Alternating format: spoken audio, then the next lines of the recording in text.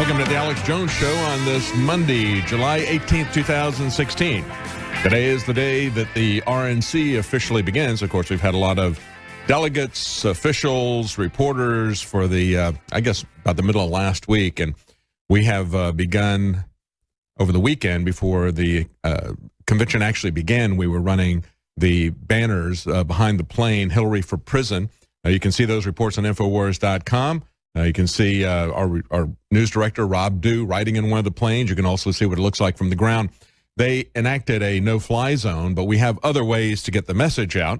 There's, if you're watching the live video feed there's the banner that we had flying over the weekend. Of course, Alex Jones is there, along with many of our InfoWars reporters. I'm here in the studio, but they're going to be joining us throughout the show with reports of what's happening there, as well as today is the day of the large pro-Trump rally that we've been talking about for some time. This is the one that's the America First Unity rally that was put together by Roger Stone, Alex Jones. Many people are going to be there at that rally today. We're going to be having a live feed from that rally, as well as a feed of the speeches from Alex Jones and others. Of course, we also had Alex encountering the turd blossom multiple times, both before he took off on the flight and after he saw Karl Rove at the airport. And so we have another update of the encounter between the two of them. You know, of course, turd blossom was not my name for Karl Rove, but the name that was given to him by the man who perhaps knows him the best, George W. Bush. And we'll tell you what that name means if you haven't figured it out yet. But we're going to have a clip of that we'll play for you. There's also some updates as to what's going on in the Republican convention. It officially begins, as I pointed out today. And, you know, we look at the conventions that are going to be held this week and next week. For the most part, it's a party with a small p. That's essentially what our political conventions have become. They've become essentially a free press conference for the two mainstream political parties. Although this year it's going to be a bit different with all the Black Lives Matter threats, with the shootings of police, with the threats of massive riots at both conventions. And so we're anxiously waiting to see what's going to happen there. We're going to look at what the head of the police union in Cleveland has said, both about Obama's comments, never putting any responsibility on the cold-blooded murderers of the police, but always telling the police that they need to behave when they are, in fact, behaving the way the federal government wants them to behave, the way the federal government has trained them. And of course, the federal government wants to take over control of the police. They want to equip them as if they are a military, paramilitary force. They want to militarize them, federalize them. We're going to talk a little bit about what I think should happen, and that is that they should be privatized. We've mentioned that briefly before. I think the key is that we not allow the police to get farther and farther from our control. We need local control of the police. That's why we have the chief law enforcement officer in every jurisdiction is the sheriff, and he's elected. When we look at the police departments where a lot of these problems are happening, they are following the orders, and they're only accountable to the city manager or to the mayor. In many cases where these initial problems begin, they are focused on trying to get revenue for the city government. We need to have more control at the local level. We need to have people that are going to be peace officers. Remember that obsolete term? Remember when that used to be an authentic term and it didn't reek of sarcasm when you said it? That's what we need to get back to. We did have a point in time where the police responded to the people. And actually, it's not a fantasy, as we pointed out. It's actually in practice now in many different ways. There's a lot of private policing already. And so we can learn from that, and we can expand on that. And we need to make sure that the police are accountable, that they are not being turned into a military force by the federal government. That is the key.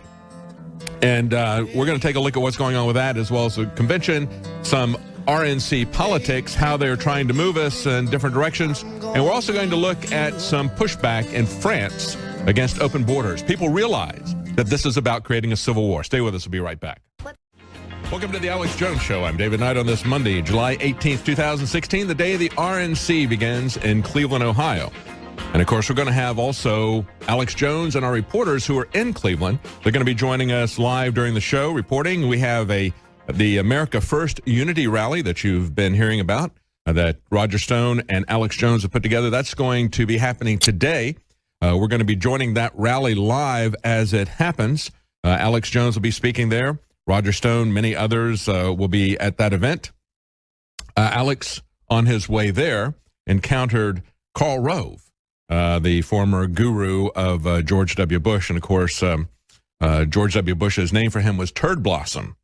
You know, Turd Blossom is kind of a name for a phenomenon that you have often here in Texas with the cattle. When you have, out of a pile of BS, you have a little flower come up. And that was a name given to Karl Rove by his the guy that he helped to get and keep in office, George W. Bush. I guess he realized that Karl Rove is pure BS. And he had back and forth with Karl Rove at the airport.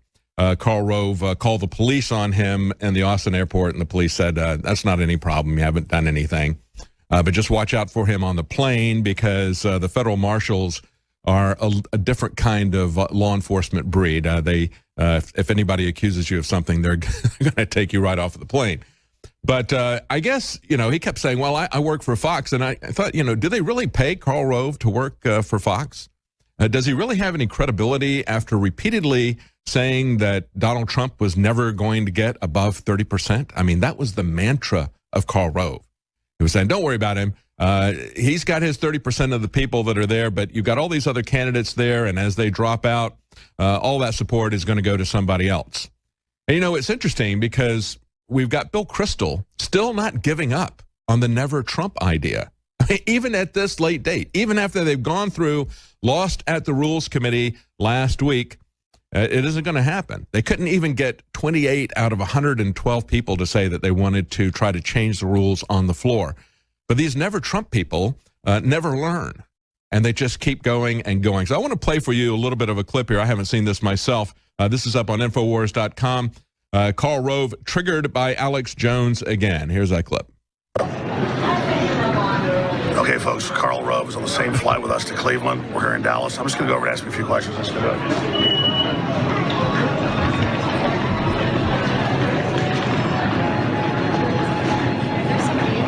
He's walking over Karl Rove. There he is talking. Nice to see you, sir. How you doing? Fine. I'm having a conversation. I saw that. With some friends. I was just answering your question. No, thank Are you. you going to back Trump or no? You're filming this for your program, and I work for Fox. And Or are you just siphoning money off to make sure Hillary wins? So I'm working for Fox. So thank you. You're working for Hillary? I'm working for Fox, so I'm not going to be appearing on the Alex Jones. Okay, Thank no, you. but seriously, so he doesn't back Trump. Okay, and that's a little bit of the clip from yesterday. Let's roll the new clip of what happened once they got into Cleveland. That was when they had their first encounter. Here's the one when they got into Cleveland. Karl.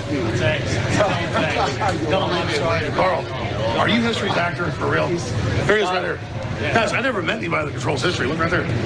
He said the people went just like almost like Hillary. Wait, but you're. That's Karl Rove that controls history.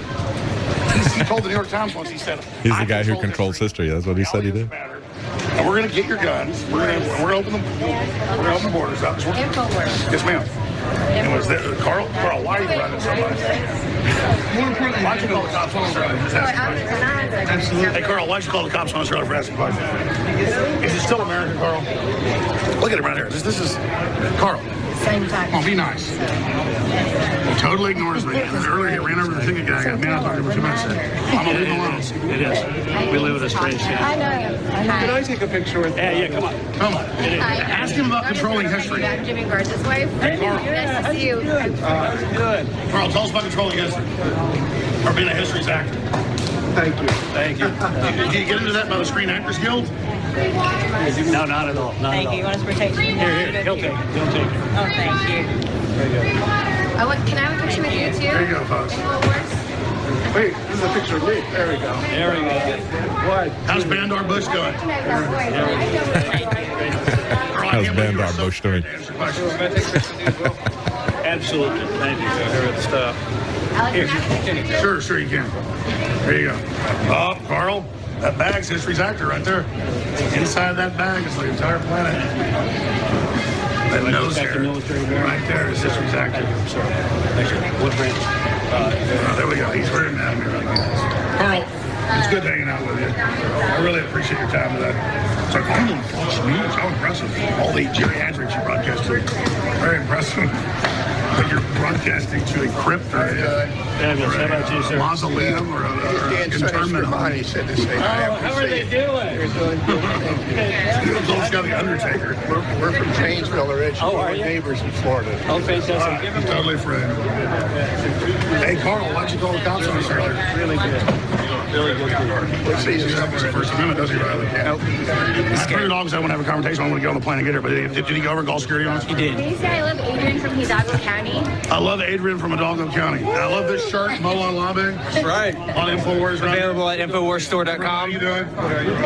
Now, again, you got to do the good and the bad, the Karl Rove and Alex Jones, you know. Right here. Hey, There we go. Turd Blossom. I am a friend, you know that, right? Don't touch me again. Do not touch me again. Oh, you understand? Sure, I'm friendly. No, do not touch me again. Well, sure, I won't. You do that, you're in trouble.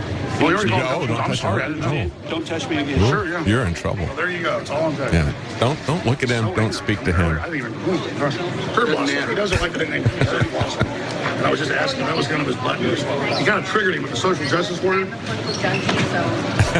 Hey, TB, have a good one. Take care. I'll be right back. There goes TB. Now, as I'm watching that clip, I'm thinking about the fact that everybody is wringing their hands at the convention as it begins to start and saying, all these big Republican figures are boycotting the convention. Now, Karl Rove is going to be there. Isn't that nice? He's going to be there. I guess he's going to be commenting for Fox. I guess it's a paid gig, so he has to go. But I look at this, and I look at the people that are coming over to pose with Karl Rove like, he's some big celebrity or something. And I think, is it really a problem for viewership that people like Karl Rove aren't going to be speaking at the convention? Does anybody really care? I mean, people are saying, looking at the guest list, the speaker list that Donald Trump has put together here, and it's not that impressive. And it's like, well, it could be worse. They could have people like Karl Rove and Mitt Romney speaking, people that no one cares about. I don't see how it could possibly get worse than have those political apparatchiks out there. And when I look at Karl Rove, every time I look at him, especially when he turned around and said, "You touch me again, you're in big trouble." We just tapped him on the shoulder. When I look at Karl Rove, especially like that, the person that comes to mind, or the picture that comes to mind, remember the movie Brazil? See if you guys can pull this up.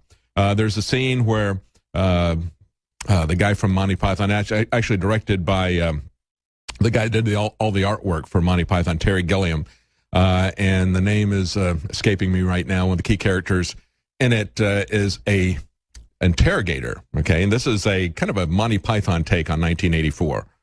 And as he does the interrogation, he puts on this big baby face mask, okay? Smiling, contorted, kind of a half-smile baby face mask. And that's what he wears as he's torturing people to get information out of them. It's called the information. There it is right there. Doesn't that look like Karl Rove? Especially when Karl Rove turned around and said, "You touch me again, you're in big trouble." Okay, that's Karl Rove right there, the baby-faced torturer. But for the most part, what Karl Rove does is he tortures logic and he tortures the truth on Fox News. There he is right there. Our commentator, Karl Rove, getting ready to go to the Republican convention right there out of the airport. Okay. Now, the curtain is going up on the Trump show. This is what The Hill points out. They say, Ohio does not prohibit the open carrying of firearms. The only exception made during the event will be within the convention hall itself. Weapons will be permitted inside a larger, quote-unquote, event zone. They call it an event zone. See, it's essentially what the BLM did, not Black Lives Matter, but the other bad BLM, the Bureau of Land Management, which is not at all about land management. They don't manage it. They try to take it over. Anyway, that BLM, the federal BLM, put up that free speech area. They had that little cordoned off area in the middle of the desert during the Bundy Ranch standoff. Okay, that is what they call an event zone, because it's a little bit too obvious when you call it a free speech zone. It's a little bit too obvious that you're shutting down people's free speech. So what they do is they have made it something of a tradition for all the political conventions, Democrat and Republican. The people who want to exercise their First Amendment rights aren't really permitted to do that. They are allowed to do it only under heavy constraint, far removed away from the convention center, so the people that they want to voice their concerns to are not bothered by seeing those concerns. So they move them down the street.